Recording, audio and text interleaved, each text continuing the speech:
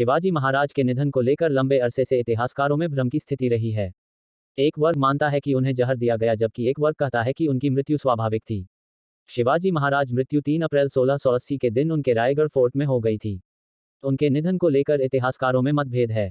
कुछ इतिहासकार मानते हैं कि उनकी मृत्यु स्वाभाविक थी, हालांकि कई इतिहासकारों ने लिखा कि उन्हें साजिश के तहत जहर दिया गया था। इसके बाद उनकी हालत बिगड़ गई।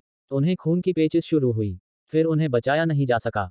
ये महाराष्ट्र का रायगढ़ किला है, जहां छत्रपति शिवाजी महाराज का निधन हुआ। 1926-27 में जब इस किले की खुदाई हुई तो इसमें हड्डियां और अवशेष मिले, जिनके बारे में माना गया कि ये अवशेष शिवाजी के थे। हालांकि इसे लेकर भी इतिहासकारों में मतभेद है कि ये शिवाजी महाराज के ही हैं या किसी और के। शिवाजी महाराज करीब 10 किताबें लिख चुके महाराष्ट्र के इतिहासकार इंद्रजीत सावंत ने इन अवशेषों के डीएनए टेस्ट की मांग की थी, ताकि पता चल सके कि ये अवशेष किसके हैं। अगर ये शिवाजी के हुए तो इनके जरिए पता लग सकेगा कि उनकी मृत्यु की वजह क्या रही होगी। ये रायगढ़ किले में शिवाजी महाराज समाधि स्थिति में बैठी हुई मूर्ति है। माना जाता है कि मृत्यु के समय उनकी उम्र 50 से 55 साल के बीच रही होगी।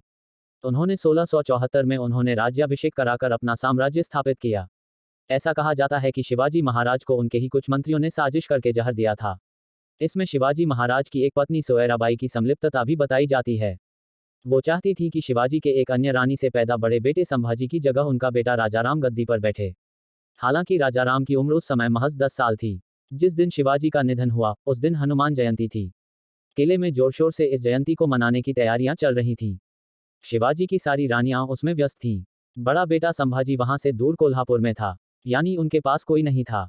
ऐसे में साजिशकर्ताओं को पूरा मौका मिल गया। इसके बाद शिवाजी महाराज की तबीयत बिगड़ी और उन्हें बचाया नहीं जा सका। शिवाजी के निधन के बाद हालात नाटकीय तौर पर बदलने लगे। बड़े बेटे संभाजी को बंदी बनाकर एक दुर्ग में रखा गया। इस बीच राजाराम का राज्याभिषेक कर दिया गया। इन तथ्यों को लेकर इतिहासकारों में लगातार असमंजस की स्थिति बनी हुई है। कुछ इसे बिल्कुल गलत मानते हैं। इतिहासकारों का एक वर्ग मानता रहा है शिवाजी की मृत्यु स्वाभाविक थी।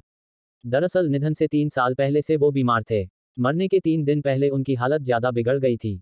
शिवाजी महाराज की स्वाभाविक मृत्यु की बात करने वाले इतिहासकारों के अनुसार शायद उन्हें टाइफाइड हो गया था। इस कारण वो आखिरी के 3 दिनों में तेज बुखार से पीड़ित थे। उन्हें खून की उल्टी भी हुई।